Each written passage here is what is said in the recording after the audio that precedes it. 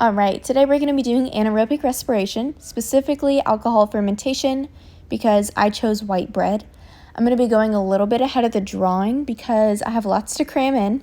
So basically, first we're going to go through glycolysis. So we have a glucose molecule, which has 6 carbons, and along the process of glycolysis, we're going to be taking 2 ADP and 2 inorganic phosphates to produce 2 ATP. We're going to be taking 2 NAD plus 2, and we're going to reduce that to make 2 NADH and 2 hydrogen protons. And later in the process, we'll oxidize that so it'll be a full cycle. But for now, we're going to move that to make 2 pyruvate, which will produce 2 CO2s. The 2 pyruvate, once we decarboxylate it by taking the CO2s out, it's going to be 2 acetaldehyde, which has 2 carbons, and that will go to make 2 ethanols, which also has 2 carbons. And that's whenever we'll plug in the oxidation phase of the cycle to make the 2 NAD plus, and again to reduce it to make 2 NADH and 2 hydrogen protons. Okay, so to start making the bread, we heated up 2 1/4 cup of whole milk and 1/4 cup of Crisco vegetable oil. We made it go to 130 degrees, and I have my little thermometer.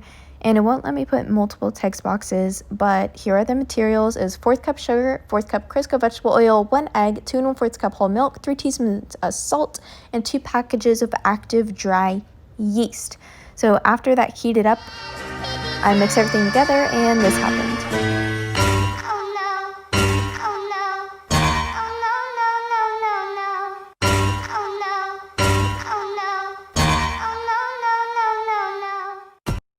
Okay, so I started adding everything together. Besides, I only put 2 cups of flour, so we have like 5 cups left, and that's where I use it. Now I start kneading it into the mixture, which this was like, took me 10 minutes, took forever, so I trimmed it a little bit. But yeah, so then I made it into a ball, and we put a towel over them and put them in a oven that was turned off, but it was a little warm, and they rose for the first time. And then we smashed them into these pans, and we put a towel over it, and we put it in a warm oven that was turned off, and they rose for a second, and they were good to go to put inside the oven to bake. And oh, it smelled so good when they were baking. And then once they were done, we took them out, and they looked delicious. It actually did turn out pretty delicious.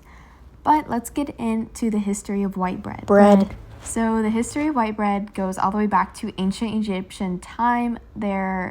People were finding white bread in ancient Egyptians' tombs and stuff like that. But it didn't start getting popular until the late 1800s, because that's when the Erie Canal was built. So that allowed for easier transport of grains, and that's whenever the grain mill industry really started booming and getting popular, and that's when women were starting to make bread all the time for their families, and that just became one of the normal duties. Also, here's the recipe that I got out of my grandma's cookbook. It's kind of hard to see, but